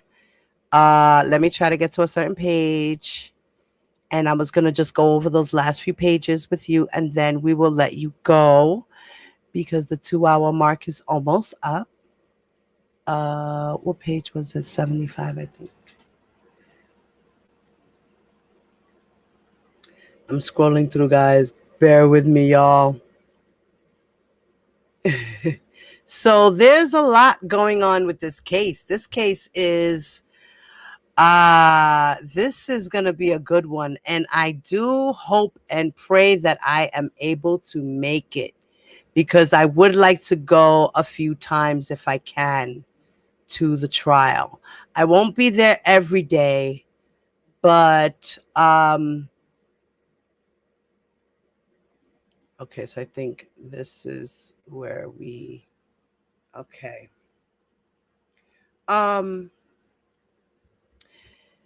Now, we have request number 28, which talks about Racketeering Act 13, which is forced labor, right? Now, exactly before I get into this, right, it says that um, what exactly is forced labor, Miss Esquire? So in this instance, when they say forced labor, they're referring to these women being allegedly forced to work as I don't even know if you use these words on your channel, but as S workers, as intimate Okay. workers. That's what they're Prostitutes. alluding to. Yes, there you go. Prostitution. Yes. Okay. Okay. So they're saying that allegedly R. Kelly was forcing one of these young ladies to be a prostitute. Really? Oh, this is okay. Let's go into this. Now, Jane Doe number 6, we all know to be Faith Rogers. Faith Rogers is the young lady who is from Texas, and she met up with R. Kelly in New York, and this is where the whole New York indictment comes from because of her case, which she tried to leave or criminally in New York for giving her herpes. So now it says that Racketeering Act 13, which is forced labor, it alleges that the defendant committed forced labor of Jane Doe number 6.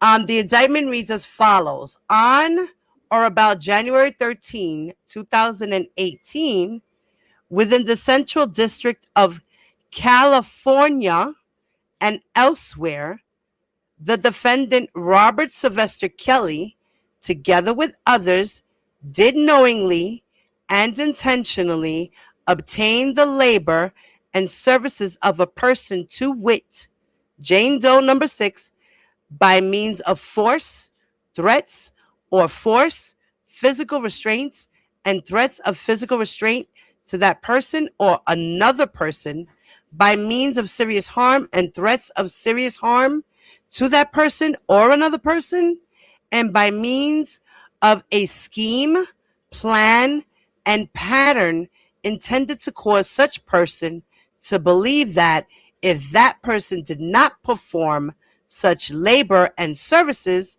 such person would suffer serious harm and physical restraint, and a combination of such means in violation of Title 18, United States Code Section 1589A and 2.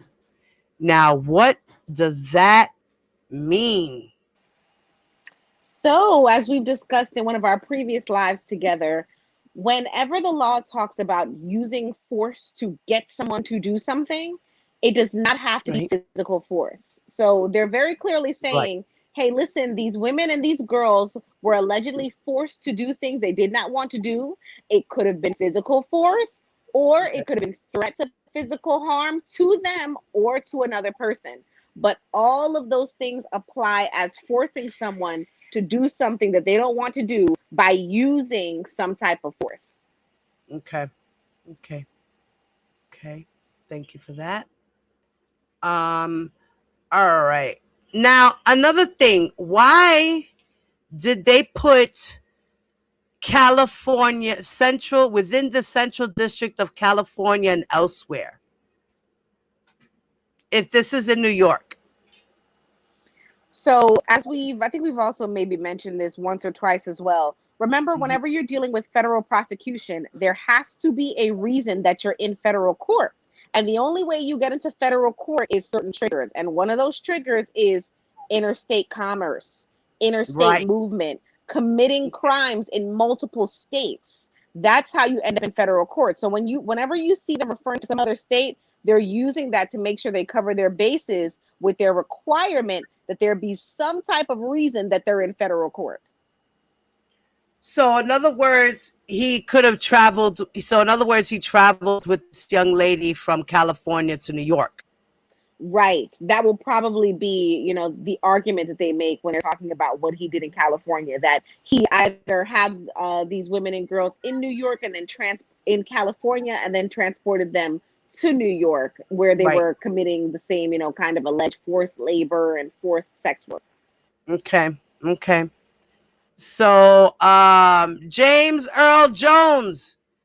Again, that's why they're labeling different states, because he's transporting them from California to New York, or from Arkansas to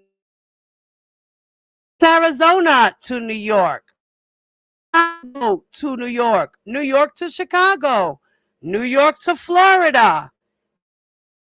Okay, I just want you to understand that. So when you deliver your message, please make sure you that under.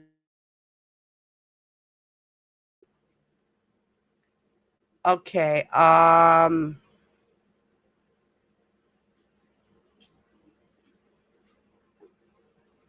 Okay. Okay. All right. Now here in this Racketeering Act 14, which is the Mann Act violation, right? And we all know what the Mann Act is. Now, in part of this, it says that the first part, which is referred to on verdict sheet as Racketeering Act 14A, alleges that the defendant transported Jane Doe 6 for engaging in illegal sexual activity. So again, transportation. In this one, it talks about in February, Jane Doe number 6 was in New York. So he transported her to New York from wherever she was, right? California to New York. Then it also says that in violation of New York Penal Law, Section 120, reckless endangerment, and New York Public Health Law, Section 2307, knowing exposure of infectious venereal disease. In that Kelly engaged in unprotected sexual intercourse with Jane Doe 6 without first informing Jane Doe 6 that he had contracted herpes and obtaining her consent to sexual intercourse in these circumstances in violation of 18 Code Section 2421 and 2.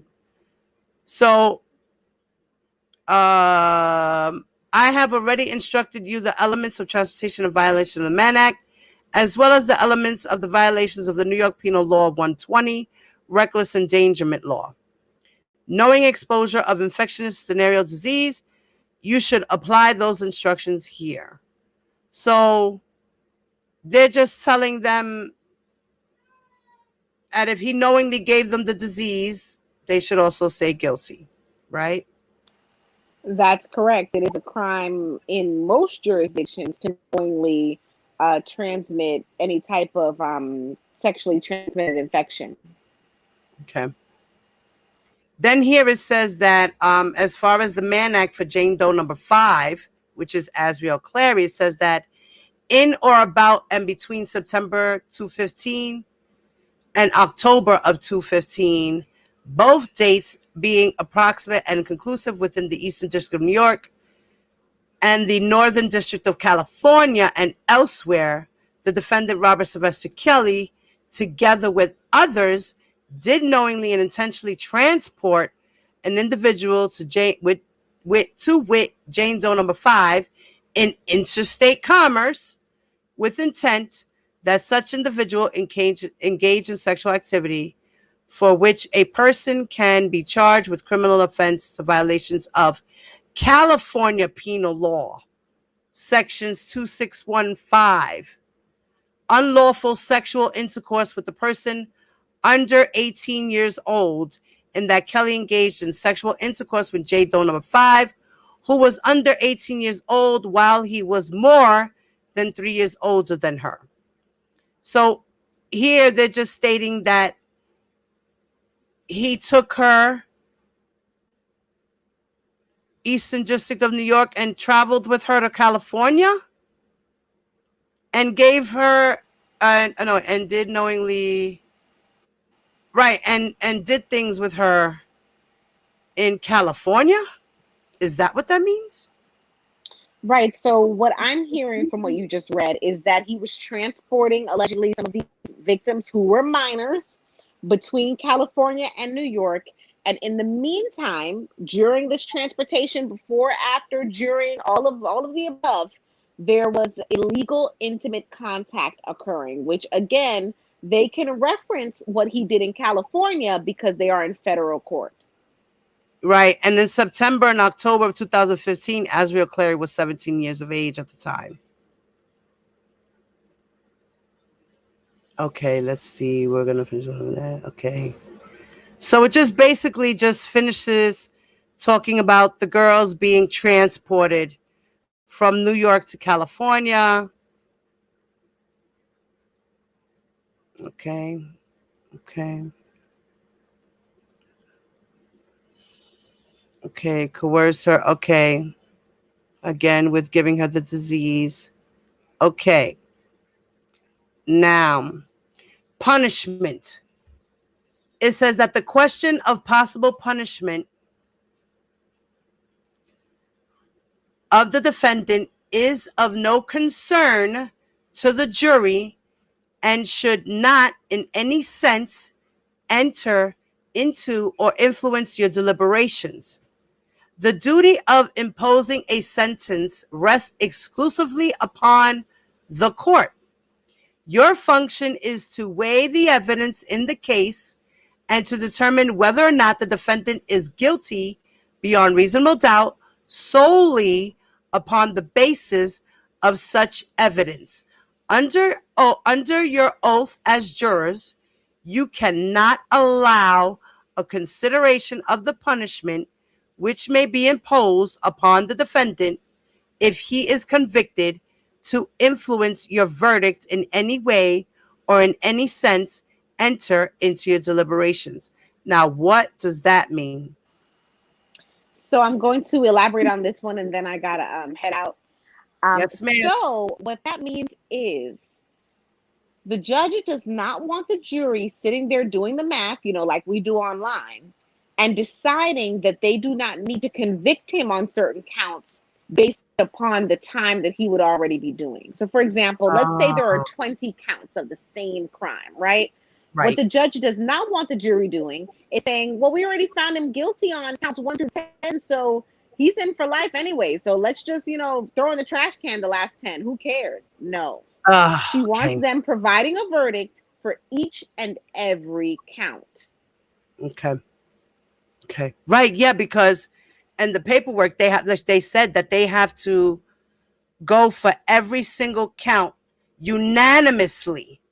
Each and every single count that there is, they have to put guilty or not guilty.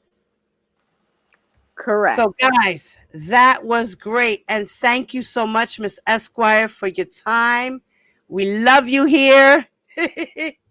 Thank you, guys, once again for being respectful in the chat, and for the Cash Apps, if there were donations. Um, and thank you, Miss Esquire, for your time and your knowledge as always. Um, we will continue to go along with things as they come up. And if I can get Miss Esquire to come back, and she has the time for us, we will do that, guys. Okay.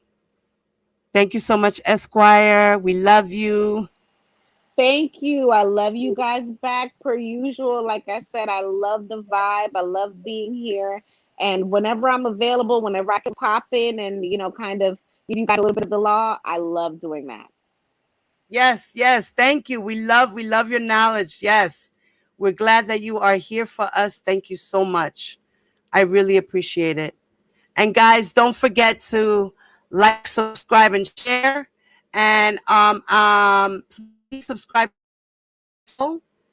I'm going. I believe this is her channel. I just posted it in the chat.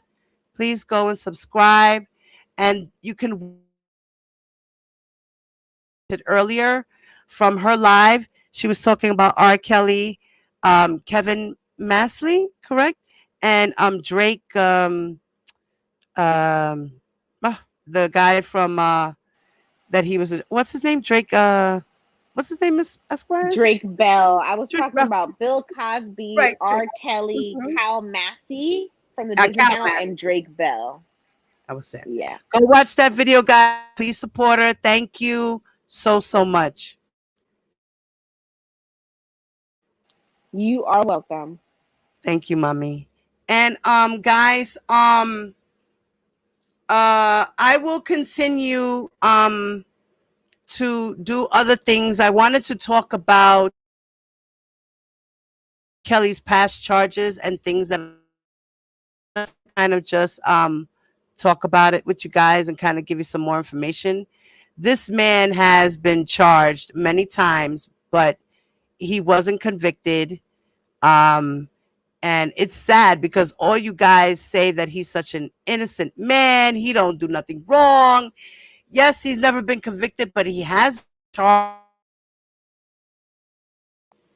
And I will be talking about that soon, guys. And once again, don't forget to hit that like button, guys. And if you are not subscribed to my channel, please subscribe.